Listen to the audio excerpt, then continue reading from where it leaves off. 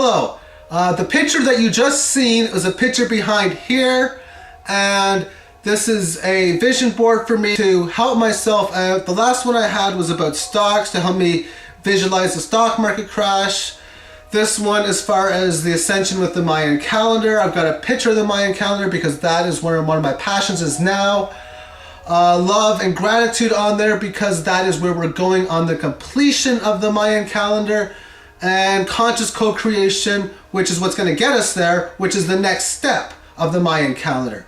If you have not watched a video by Ian Lungold, especially the first 40-50 minutes of it explains it well, I recommend that because you may find a lot of what I say, you might be lost, if you will. But I'll put the video in the more info. I got it on a playlist, so it'll automatically go through parts for you.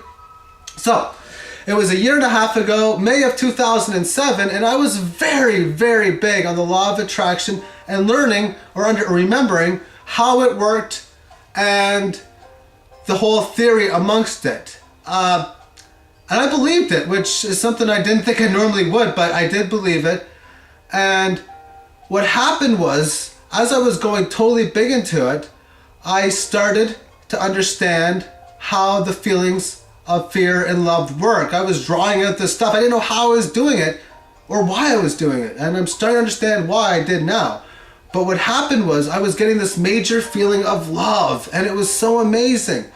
And it was getting higher and higher, and then even much higher than that. Over about a 4 or 5 day period, I was going through a lot of things that was not normal, that I know was major energy given to me by spirit guides, of some sort, that was helping me and giving me information. And I'm going to share some of this now, which is to do with the Mayan calendar, because it makes sense that that's all it was. Obviously, they don't tell you in words, they tell you in feeling and in visualizations. And the first thing that I was being told was what we call the devil or Satan is the actual loving God. They're the same thing. And that may sound hard to believe, and for some probably easy to believe, but when you think of us all being one, then that would make sense. I was also being told that there's a lot of information that we could get from these negative entities. And this is a very good time to get it, because this is where they will be giving us all their secrets. So over the next 8 to 10 years, we're going to probably get a lot of secrets from the negative entities as far as evolving into the future. And don't think of negative as bad, and don't think of positive as good. I was really stressed that, because negative is not a bad thing. It's actually what it is.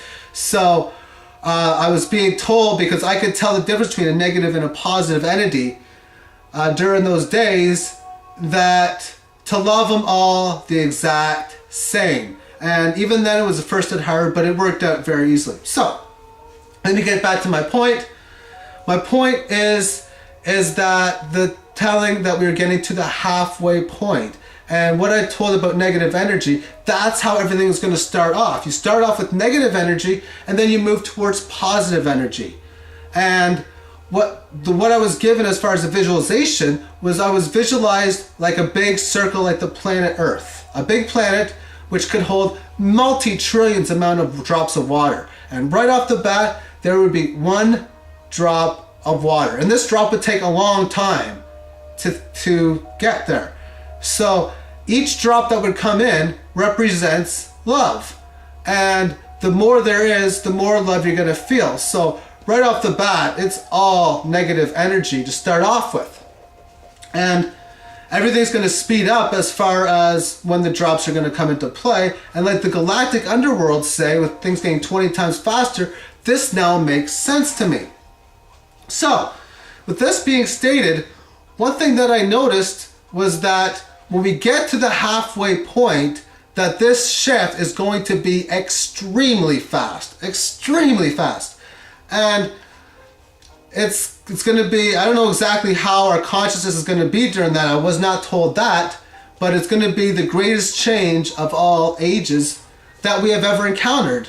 It's really going from age 1 to age 2, and there's really only 2 main ages this solar system has.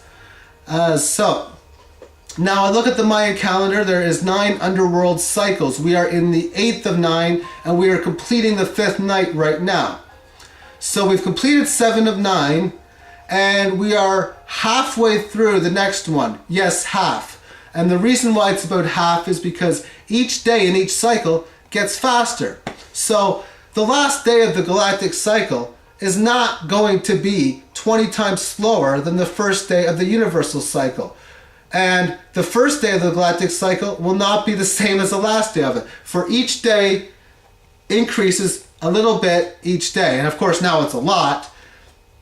So the halfway point is not, we'll say for example, the universal cycle. If it goes from January to like say August, the halfway point is not the 4th and 5th month. It's like the 6th or 7th month because of the fact that things get faster as we move on. So that is how I think that it's going to move. And after that, the feeling I get is that it's going to slow down. And that means the speed that the last day before the halfway point is will be the speed of the first day. The second last day will be like the second day. The 10th last day will be like the 10th day. The 7th last year will be like the 7th year. The 100th last year will be like the 100th year. The 1,000,000th last year will be like the next 1,000,000 after that. It's going to work in that type of opposite strength. And it's going to be a feeling generated by love over fear, which is why I think we will have world peace on this planet within the next few hundred years. So, at the very end of it, the first cycle was a cellular cycle, which was 16 billion years long. It took a long time to complete that cycle. So the last cycle will be 16 billion years long, which will most likely be the death of the solar system. And of course, death is a new beginning, and that just means that that would leave openings for something else within the galaxy, hopefully, and much greater things after that. Also, the ascension, as we move forward, like I say, things are getting a lot faster as far as creation is concerned. And we are moving towards the age of love from the age of fear. And to move with the higher frequency, you want to have the feeling of love, and you want to have the feeling of forgiveness and gratification and glory and all the harmonious things that go with it. Because if you can evolve with it as best your abilities, your transition, your ascension is going to work out just fine. In fact, it could be a golden age over 2011, 2012, despite how bad the weather may get, the economy, and it's probably going to get really bad.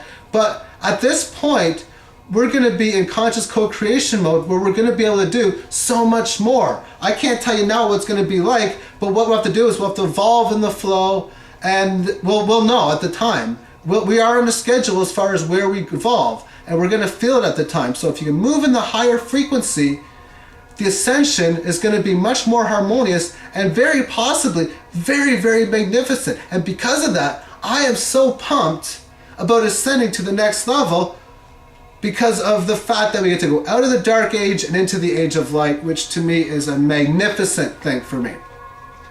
Also, if you stay within the lower frequency, which is the one of fear, anger, hate, regret, it's probably going to be terrible for you, especially once we get to the speed of acceleration speed like no other.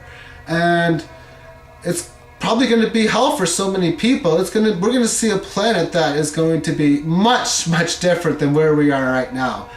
And it's not going to be good for those type of people, but it's going to be part of the process.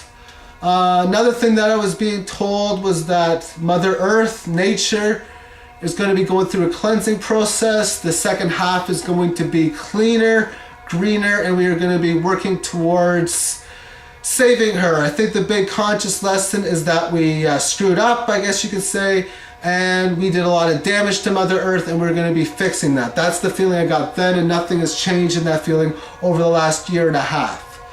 So the Earth is going to be going through a lot of changes, and because the vibrations are going so big, that is why the weather effects and so much more. There's going to be so much more happening at a larger, grander scheme over the next little while. So my advice to you is to stay positive. You hear all these negative 2012 prophecies.